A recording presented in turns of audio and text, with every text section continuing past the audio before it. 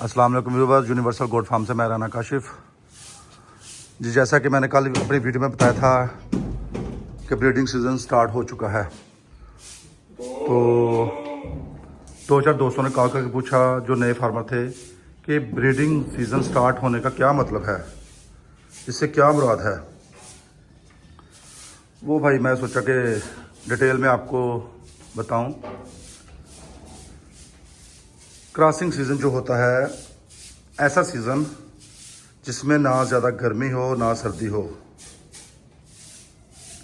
جیسا کہ پاکستان میں عموماً ستمبر سے لے کر نومبر تک موسم ہوتا ہے،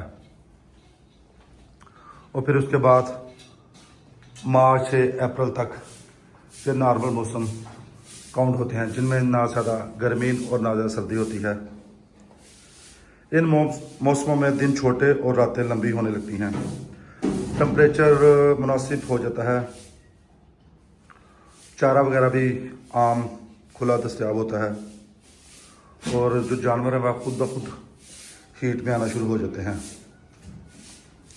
اب اس میں پوائنٹ آتے ہیں جو میں پہلے آپ کو بتانا بہتر سمجھوں گا کہ بریڈنگ سیزن کا مطلب یہ ہے کہ آپ بکرا پورا سال کے لیے یا پورے ان 2-4 مہینے کے لیے بکریوں میں چھوڑ سکتے ہیں کہ نہیں چھوڑ سکتے۔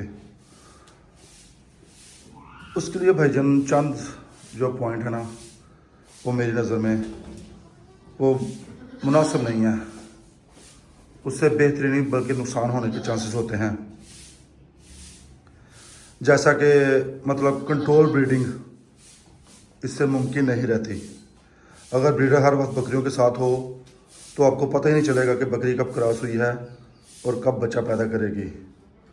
اس سے ریکارڈ مینجمنٹ مشکل ہو جاتا ہے۔ اس کے علاوہ بکری بار بار کراس ہوتی ہے۔ اگر فرض کریں ایک بکری کراس ہوئی ہے تو اگر درمیان میں بکرا ہوگا تو وہ بار بار کراس ہوگی،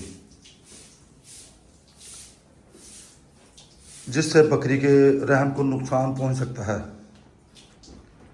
اس کے علاوہ جو اس کے نیگیٹو پوائنٹ ہیں بکرا چھوڑنے کے سارا سال، وہ یہ ہے کہ بکری کا آرام اس سے متاثر ہوتا ہے، بکری کا دودھ متاثر ہوتا ہے۔ بریڈر بکرا دن رات بکریوں کو تنگ کرتا ہے، جس سے وہ صحیح خوراک نہیں کھاتی، اور جب خوراک نہیں صحیح کھائیں گی تو ظاہر بات ہے دودھ بھی صحیح نہیں دیں گی۔ اس کے علاوہ بریڈر کی خود صحت کو نقصان پہنچتا ہے۔ دیکھیں نا، اگر ایک بکرا بار بار بکریوں کو کراس کرے تو بکرا کمزور ہو جاتا ہے، اس کا وزن تیزی سے کم ہونا شروع ہوتا ہے، اور اس کی جو بریڈنگ صلاحیت ہے، فرٹیلٹی، وہ متاثر ہوتی ہے۔ اس کے علاوہ جو اس میں نیگیٹو پوائنٹ ہے وہ یہ ہے کہ سارا سال کراسنگ سے کبھی کمزور بچے پیدا ہوتے ہیں، کبھی موسم کے خلاف بچے پیدا ہوتے ہیں جو فارم کے لیے بجائے فائدے کے نقصان دہ ثابت ہوتے ہیں۔ اس لیے بہتر ہے کہ آپ اپنے زیر نگرانی اور ٹائم ٹو ٹائم کراسنگ لیں۔ اس میں سے جو سب سے اچھا طریقہ کار ہے وہ یہ ہے کہ آپ نر بکرے کو صرف کراسنگ سیزن میں 1.5 سے 2 ماہ کے لیے بکریوں میں چھوڑیں، اس کے بعد الگ کر لیں تاکہ بکریاں ایک ساتھ ہیٹ پر آئیں اور بچے بھی ایک وقت میں پیدا ہوں۔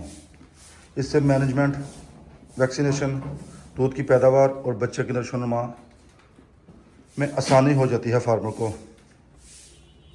سب باتوں کا رزلٹ یہ ہے کہ بکریوں میں کراسنگ سیزن کا انتظار اس لیے ضروری ہے تاکہ بچے ایک جیسے موسم میں ایک ساتھ اور طاقتور اور مضبوط بچے پیدا ہوں۔ بریڈر کو سارا سال بکریوں میں رکھنے سے نہ صرف بکریوں کو نقصان ہوتا ہے بلکہ بریڈر بھی جلدی کمزور اور ناکارہ ہو جاتا ہے۔ پرانے چرواہے کی ترقی نہ کرنے کی سب سے بڑی وجہ بریڈنگ سیزن کو فالو نہ کرنا ہے۔